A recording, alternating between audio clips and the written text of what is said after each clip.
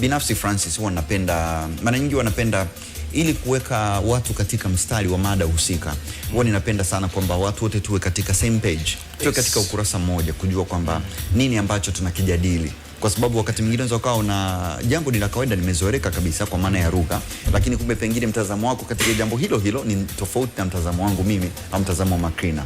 Mimi ningependa Francis, wakati tunaangalia mahusiano ama hii swala zima la wanaharakati na masuala ya viashiria vya ugaidi, hebu tusaidie kwa pengine sekunde chache ama dakika ya mwanzo ya kufungua mada. Kikawaida wewe kama mtaalamu wa diplomasia ama mtaalamu wa masuala ya usuluhishi wa migogoro na kadhalika, kwa lugha yako mwanaharakati ni nani? Na pia tunaomba tusaidie ugaidi ni nini?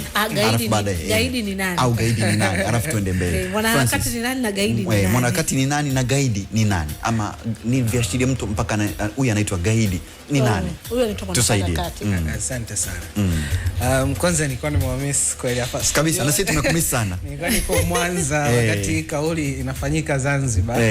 Na the minute tu nilivyoisikia nilikuwa najua itafungua ukurasa mpya kwenye siasa za Tanzania, na kumekuwa na mijadala mingi. Nilikuwa natamani niruke nije studio moja kwa moja. Lakini wanaharakati ni karibu kila mtu hapa duniani ana harakati zake. Kwa hiyo kwa namna moja au nyingine wanaharakati ni ile ubinafsi wa yani kushughulikia jambo fulani, yani kulichukulia umakini na kufuatilia harakati. Inaweza ikawa unawakilisha labda mambo ya afya, harakati za mambo ya kijamii, harakati za mambo ya jinsia sawa, mambo ya kuhakikisha labda maendeleo ya vijana au uchumi. Kwa mfano hii Tanzania chini ya ofisi ya makamu wa rais, kuna NGO maelfu zimesajiliwa hizi Tanzania. Wote ni wanaharakati. Masuala ya mazingira, masuala ya afya, usawa wa kijinsia, kupinga dhidi ya nini. Hizo ndio maana ya harakati. Kwa hiyo unaweza ukasema kwamba juhudi zozote ambazo zinaenda kubadilisha jambo fulani ambalo linaonekana kama ni changamoto katika jamii, juhudi zozote ama shughuli zote za kubadilisha jambo hilo ni harakati. Ndio, ni harakati. Na anayefanya hilo ni mwanaharakati. Ndio. Kwa hiyo si moja kwa moja kwamba mtu anapokuwa mwanaharakati labda ni mhalifu ama ni mtu mbaya. Hapana, ni mara nyingi dunia na jamii inahitaji wanaharakati. Kwa naita wengine civil society pia, kuhakikisha kwamba mamlaka huwa inahitaji kuwekwa in check, kukumbushwa pia sometimes. Na sometimes kuna watu ambao wanataka wa support juhudi pia za kijamii, za kiserikali kupitia mifuko yao au kupitia taasisi ambazo wanahusiana nao kuboresha mazingira ya sekta fulani. Kwa hiyo harakati ni jambo jema, na hata Mheshimiwa Rais kabla ya yote alikuwepo pia kwenye juhudi za harakati nyingi tu. Ukiangalia NGO ambazo wamefanya nazo kazi, ukiangalia uwakilishi wake katika World Economic Forum kwa muda mrefu, kwa hiyo anafahamu nini maana ya harakati, na harakati ni jambo jema kabisa kwenye mustakabali wa taifa lote. Nani wakati gani sasa wanaharakati unakuwa ni changamoto ama unakuwa ni ugaidi? Unakuwa ni ndipo tafsiri gaidi ni nani? Atakwenda huko, atakwenda. Wewe umekimbiza, unamkuwa angemaliza kabisa. Angemaliza kabisa. Wakati gani wanaharakati inakuwa ni sasa ni jambo ambalo ni baya katika jamii? Harakati inakuwa jambo baya pale ambapo mtu anafanya harakati kwa lengo la kuumiza jamii kwa faida ya ambao wana support harakati zake. Kwa sababu ukiangalia, ukisema usiwe naive, usiwe mjinga, usikubali tu kila kitu, tutakubaliana kwamba kuna NGO nyingi sana ambazo kwa Afrika zimetumika kuumiza bara la Afrika. Ukiangalia mashirika kama National Endowment of Democracy kupitia USAID ambayo ilifungwa na Trump juzi. Trump mwenyewe alisema tuna support harakati ambazo haziendani na misingi yetu ya taifa. Mambo ya kujaribu kubadilisha sijui jenda za panya, sijui mambo ya kusapoti kupindua ushoga, majaribio pia ya kupindua serikali nyingi za Afrika. Hela zinaingega kupitia NGO, kwa sababu NGO hazilipi kodi. NGO pia zinapokea vyanzo vya hela kutoka sehemu mbalimbali, na NGO ndio sehemu pekee ambapo unaweza ukaingiza hela na ikapotea kwenye matumizi yake. Unaweza ukaingiza hela labda ya kusupport labda ushoga kwenye nchi, lakini wewe ikaenda kufund labda kikundi labda cha kufanya vurugu dhidi ya serikali. Kwa hiyo ile gap, lile ombwe lile la taarifa za kifedha na malengo za NGO ndizo ambazo zinakaga serikali sio moja, nyingi tu, kwa kusema kwamba tunadhani wanaharakati wa aina hii wanaweza kuwa na madhara kwa taifa. Na mimi nilijua jamaa wanafanikiwa kiasi gani kipindi ambacho tulikuwa na rais anafanya kazi, anapendwa na Watanzania vizuri kabisa, anakubalika na nchi nzima, lakini ukiangalia vyombo vya habari na wanaharakati walikuwa wanamshambulia mzee Magufuli kana kwamba walifanikiwa kabisa kwenye narrative, kwenye simulizi kuaminisha umma kwamba huyu rais ni dikteta, ni mbaya na nini, na hawa wanaharakati wenye hivyo element vya hivyo wanafanikiwaga mara nyingi. Afrika tumeangalia uongozi mwingi ukiwa destabilized, sera zikibadilishwa, serikali zikipinduliwa kwa kutumia wanaharakati ambao wana nguvu nyingi kutoka kwenye taasisi za kijasusi kupitia NGO nyingine. Kwa mfano hii hapa ambayo inalalamikiwa mara nyingi, Ford Foundation imekuwa ni kivuli cha CIA ya jasusi ya Marekani, unaelewa? Hawezi wakasema CIA watasupport kupindua serikali au kubadilisha sera ya Tanzania, kwa hiyo wanaingiza labda kupitia NGO fulani, labda Ford Foundation au nini. Hizo zitakuja zitasupport wanaharakati wengine, either kupitia regionally, labda kutokea labda Kenya au moja kwa moja hapa. Before you know it, hizo harakati ambazo zilikuwa safi za kufanya demokrasia, za kudai haki, zinatumika ghafla tu kwa ajili ya malengo ya nje. Hapo ndipo ambapo vyombo vyetu vya ulinzi na usalama vinatakiwa huwa vinawaonya pia. By the way, nitakupa kitu ambacho maybe watu wengi hawakwambii. Huwa wanaambiwaga fulani na fulani mwanaharakati, hela unayopokea inatoka sehemu fulani, na labda tumeangalia, kwa sababu serikali pia inakuwa inajua maybe hiyo pesa ambayo imeingia chanzo chake ni chanzo chake ni nini. Na wanaangalia pia mawasiliano ya watu, kwa sababu watu wanapokuwa wanajibizana na amiri jeshi mkuu hawajui ni mlaji wa taarifa nyingi za ambazo zipo public na ambazo ni za ambazo haziko public. Hiyo asymmetry ya information ndio ambayo inaitaga confusion, ugomvi huko mitaani, kwa sababu mmoja na taarifa nyingi kuliko mwenzie, na wakati mwingine hizo taarifa hawezi kuziweka wazi kwa sababu zitaingilia upelelezi, zitaonyesha sources. Unakuta kama wana vipenyo wao ndani ya hizo taasisi, watu wataanza kusema au tuna mtu humu ndani yetu anatoa siri zetu. Kwa hiyo unakuta kiongozi wa kisiasa anabaki katikati, aseme vyote au aharibu upelelezi unaoendelea, au aseme nusu nusu, aambie wewe unashutumu bila ushahidi. Unabaki hapo unakula lawama kote kote, kwa sababu uongozi una lawama kweli kweli. Haya Francis, mimi binafsi Ramabi, kabla hujaweza kuingia, nilikuwa natamani kwanza tujenge msingi wa mazungumzo yetu. Unaweza kuambia kwamba yule mzee ana sura ya kigaidi, yule jamaa anapozungumza ile yani yuko kigaidi. Tupe idhana ya ugaidi. Kwanza hatua ya kwanza ya mtu kuvuka level ya kufika angalau level ya ugaidi, unahitaji watu ambao watakuwa wako extreme kwenye mawazo yao, sijui wana msimamo mkali, wana mlengo mkali kidogo. Hiyo ndio kiashiria cha kwanza cha watu, kwa sababu ugaidi unaweza ukafanyika kwa lengo la kiitikadi, kwamba sisi tunaamini ujamaa ndio uko sahihi, mabepari wote tutawashughulikia, unaelewa? Kuna watu wa kidini wanasema sisi wote tunataka msali hivi eneo hili hapa, msipofanya hivi, msiponyoa labda ndefu, msipovaa yale manikab ya kuacha macho tu, nyie labda ni mna makosa, mnatakiwa muadhibiwe au hata muuliwe, unaelewa? Au labda kwenye mambo ya kikabila, labda unasema sisi kabila hili hapa wa Yoruba hatuwataki kabisa, wa Igbo hatuwataki, sisi Hausa fulani. Ule msimamo mkali, mlengo mkali ndio kiashiria cha kwanza cha ugaidi. Na unapokutana na siasa za mshike hapa nyumbani, ambapo kunakuwa na chama au kunakuwa na viongozi kadhaa wanaonyesha viashiria vya ulengo mkali ambao una lengo la kuwa na upande mmoja tu, kwamba hivyo ndio viashiria vya kwanza vya mtu kwamba anaweza kaelekea kwenye mstari wa ugaidi. Kwa sababu mimi nimesoma terrorism na counter terrorism chuo cha UDSM, na walimu ambao wanafundisha both pale na National Defense College wanaelezea kwa undani jinsi gani vitu vinaanza, jinsi watu wanapokuwa recruited, jinsi wanavyoanza kuadhana, lakini inaanza na watu kwa na msimamo mkali sana, ndipo ugaidi unapoanza. Sawa kabisa. Sasa wakati huu katika kipindi kama hichi ni wakati gani tunaweza kuhusisha sasa wanaharakati na ugaidi? Manake hapo sasa ndio mjadala huu unapokuja. Ndoa inakuja hapo. Ndoa inakuja hiyo. Katika nchi za Afrika ukimwangalia, ukimsikiza Mheshimiwa Rais anakuambia vitendo ambavyo vinafanywa na wanaharakati ni vitendo ambavyo vya kigaidi. Ndio tafsiri ambayo imeleta maswali mengi sana hiyo. Sawa. Vitendo vya kigaidi kwa definition ambayo ipo kikatiba na ambayo hata rais aliisoma ile definition. Tunaangalia na matukio yaliyotokea tarehe 29. Kwa sababu vitendo vya tarehe 29 ndivyo ambavyo vimeleta mjadala huu wa kitaifa hadi sasa hivi, si ndio? Kwa hiyo definition ya ugaidi ni nini?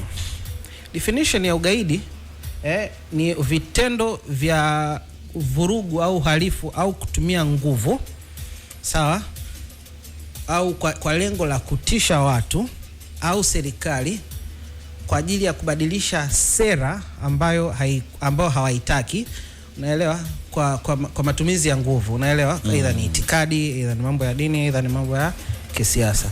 Popote pale ambapo kunakuwa na vurugu, violence, organized violence, yani vurugu ambayo imejipangilia kweli kwa lengo la kushinikiza watu, kikundi cha watu au serikali kwa malengo ya kisiasa au kidini, unaelewa, na kwa lengo la kutisha watu, hivyo ni vitendo vya kigaidi. Kwa hiyo tukiangalia tarehe 29 kulikuwa na mlengo mkali miezi 6 kabla hata kwamba sisi hapa msipobadilisha katiba hatutasusia uchaguzi, tutauharibu uchaguzi. Tunaanza na kiashiria cha kwanza, msimamo mkali, mlengo mkali.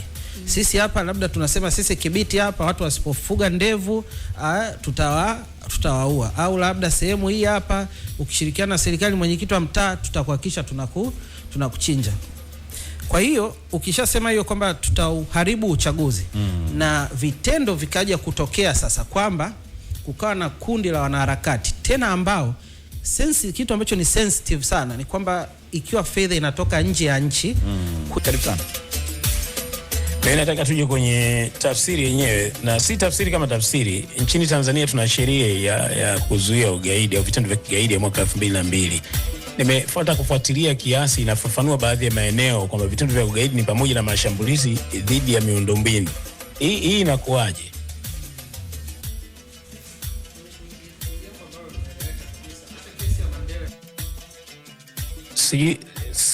Simsikii, labda kama bonus utakuwa kwenye line yake kama atakuwa amenipata vizuri swali langu. Hapa je? Yes. Swali langu umelisikia vizuri? Yes, amelisikia vizuri. Endelea Francis. Kwa sababu kuharibu miundombinu ya serikali ni kutuma ujumbe kwa raia kwamba serikali pia haipo in charge. Ndio maana tunaweza tukachoma hicho tukaharibu kile. Huwa mara nyingi inatuma ujumbe wa kisaikolojia mkubwa mno kwa watu ambao wana mlengwa huo kwamba tumeweza kwa sababu viashiria, kwa mfano ukitaka ujue serikali labda imeanguka Nepal au labda Madagascar au wapi, inabidi kuwe na kuonekane kabisa kwamba kuna serikali imezidiwa kulinda uhuru wake au imeshindwa kulinda taasisi zake au watu wake au majengo yake au miundombinu yake. Kwa hiyo pia ni lengo la kuandamine. Kwa hiyo sasa tunarudi kwenye kwamba vitendo vya tarehe 29 kwa nini sasa vinakuwa labeled kigaidi? Kwa sababu kulikuwa kwanza na lengo la kisiasa kwamba tutauzuia uchaguzi usifanyike. Lakini kitu ambacho wanaharakati walikosea na ambavyo ilileta shida kubwa, walijaribu kugonganisha vyombo vya majeshi kati ya polisi na wanajeshi. Ukiangalia kulikuwa na speech ya Captain Tesha miezi kadhaa iliyopita kwamba jeshi liko pamoja na wananchi pamoja na nini, na watu mpaka asubuhi waliamini wanajeshi wako upande wetu, tutaenda kuingoa madarakani. Kumbuka vyombo vyetu vya ulinzi na usalama vimeapa kuilinda katiba, na katiba ya siku hiyo ya Tanzania nasema kuna muendelezo wa kikatiba, kuna change of power. Hii siku ni siku ya uchaguzi, ni siku ambayo kikatiba inalindwa. Hapo kuna wanaharakati wanaambia watu twendeni barabarani, wanajeshi wako upande wenu. Unaelewa? Wanajeshi wako upande wenu, twende tukamtoe rais madarakani. Ikiwezekana tuchome biashara za watu wote wa CCM. Unaelewa? ikiwezekana pia tukale hata tausi Ikulu leo mchana, unaelewa, vitu kama hivyo. Sasa kuharibu siku hiyo tayari ya kikatiba ambayo imetengwa kwa ajili ya uchaguzi tayari ni breach kubwa mno, lakini kwa lengo lake ndio hivyo. Na kwa kutumia mbinu gani?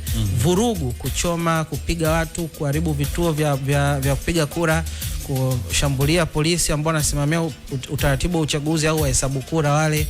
Hivyo vitu vyote ni vitendo ambavyo vinafanywa kwa malengo ya kisiasa, kwa lengo la kutia hofu. Tutakata vidole watakutwa na wino ule kwamba wamepiga kura.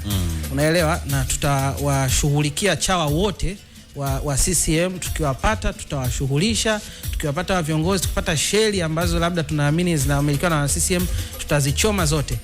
Inarudi kwenye definition ya ugaidi kwamba vurugu zilizopangwa kwa malengo ya kisiasa kwa nia ya kutia hofu either serikali au kikundi fulani. Unaelewa? Kwa hiyo ndio maana ya ugaidi.